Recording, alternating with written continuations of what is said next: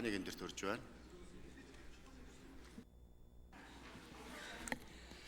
Улсын их хурлын дарга эрхэм гишүүдээ Монгол Улсын засгийн газраас 2026 оны 5 сарын 15-ны өдөр Улсын их хурл өргөн мэдүүлсэн Монгол Улсад агаарын тээврийн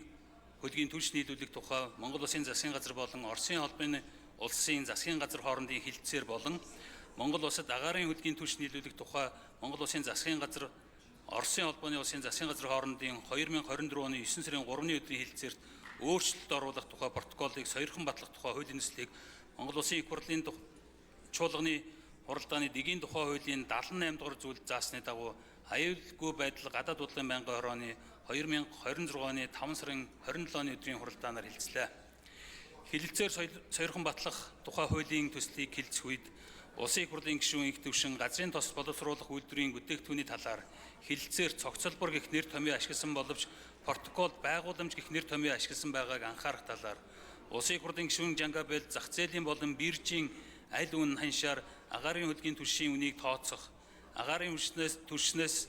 бусад өөр төрлийн газрын тосны бүтээгдэхүүний асуудлаар гэрээ хилцээр байгаа эсэх Улсын их хурлын гишүүн Болормаа хилцээрийн төслийг дэмжиж байгаагаа илэрхийлээд дундын зуучлагчгүйгээр хамтарсан төрийн өмчт компани байгуулах талаар төсөлд сав байгууламжийн асуудал туссан эсэх талаар Улсын их хурлын гишүүн Гамбат энэ төрлийн гэрээ хилцээр заавал хийх шаардлагатай эсэх талаар бусад улсын сайн жишгийг судлах түлш хадгалах сав байгууламжийн асуудлаар бүгд найрамдах Казахстан улсаас түлш авах боломжтой эсэх Улсын их хурлын гишүүн Ган Төмөр хилцээрийн нэр томьёо алдаатай байдлыг засаж нэгмөр болох өмчлөх асуудал тусгагдсан эсэх Улсын их хурлын гишүүн Бомочир нэг их усрөөс түлш авахаас гадна олон их усрөөс авах асуудлыг судалсан эсэх онгоцны билетийн үнд өөрчлөлт орох эсэх талаар асуулт асууж хариулт авсан болно.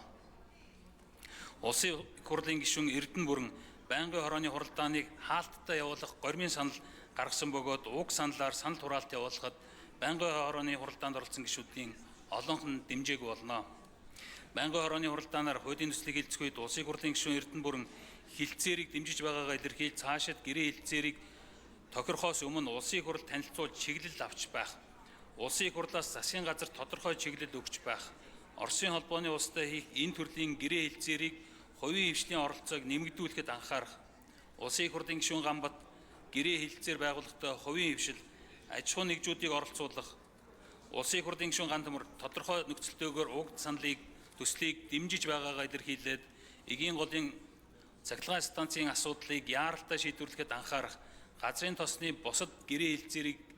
хилцээрийн хэрэгжилтэнд анхаарах. Цаашид гадаад харилцааны яам хоёр талт болон олон улсын гэрээний асуудалтай холбогдуулан Улсын их хурлд урьдчилан мэдээлж байхад анхаарах. Улсын их хурлын гишүүн Цогтбаатар гишүүдийн хэлсэн саналыг анхаарч ажиллах хилцээрийн төслийн нэр томьёог жиглэх нэгмөр болгоход анхаарах талаар санал хэлсэн болно. Монгол Улсад агаарын хөдгийн түлш нийлүүлэх тухай Монгол Улсын засгийн газар болон Оросын холбооны улсын засгийн газар хоорондын хилцээр болон Монгол Улсад агаарын хөдгийн түлш нийлүүлэх тухай Монгол Улсын засгийн газар Оросын холбооны улсын засгийн газар хоорондын 2024 оны 9-р сарын 3-ны өдрийн хилцээрт өөрчлөлт оруулах тухай протоколыг сойрхон батлах тухай хуулийн төслийг байнгын хорооны хуралдаанд оролцсон гишүүдийн олонх дэмжлээ. Улсын их хурлын эрхэм гишүүдээ